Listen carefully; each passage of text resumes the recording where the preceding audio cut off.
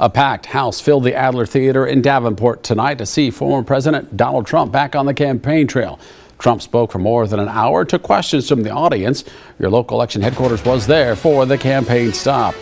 Donald Trump's campaign indicated the focus would be his education policy, but he brought up a lot more than that. He did not shy away from criticizing the current president along the way.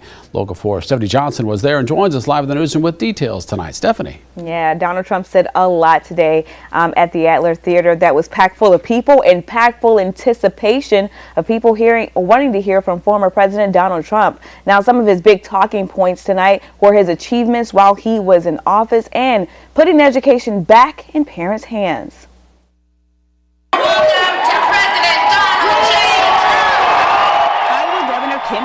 Set the stage for former President Donald Trump in Davenport Monday night.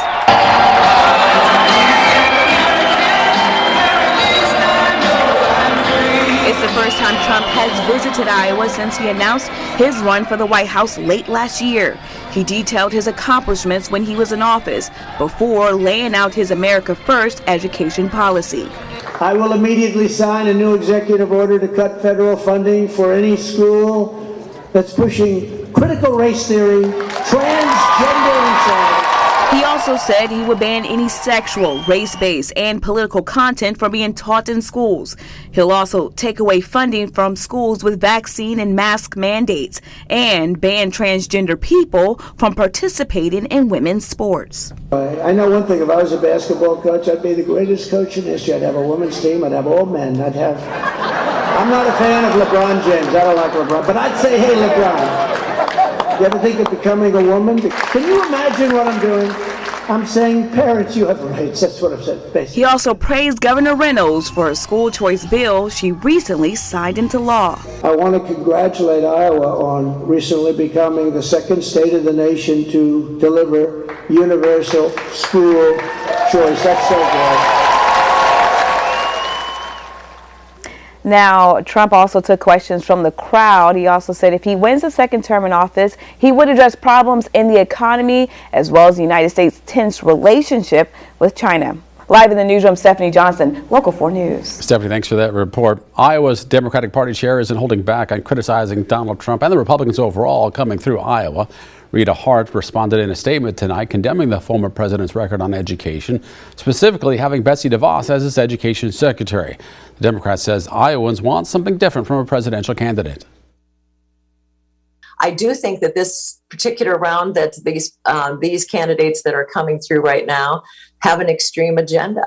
I don't think Iowa appreciates extreme agendas. They want candidates who are going to talk about the issues that matter at their kitchen tables.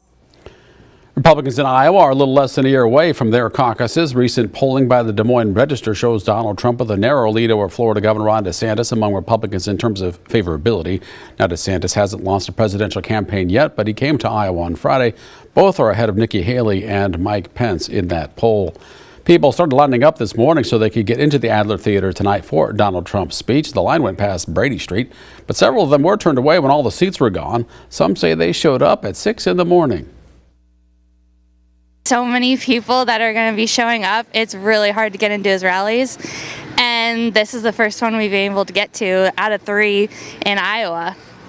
Yes, and we were really excited to be here. We figured we would be standing in line 6 blocks away, but fortunately we're at the beginning of the line, which we're really excited about. Not everyone there came out to support Donald Trump. Democrats and Republicans demonstrated to express their opposition to the former president. There's a lot of people like me, and I voted Republican and I voted Democrat, and I'm asking the Republican Party. I voted for Trump first time. I refused to vote for him the second time. And if the Republican Party would put somebody in front of us that wouldn't make us vote for Biden again, that's one part of this. One of the issues is during the Trump administration, they gutted the Rail Safety Act, or rules that were put into effect. And since then, last year we had 1,035 train derailments, and there's going to be 22 more trains if this merger between the Canadian Pacific and Union Pacific, Kansas Pacific Railroad goes through, which will mean thousands of people in Davenport couldn't have their lives at stake. Some of those who were turned away weren't happy because they registered ahead of time for the event.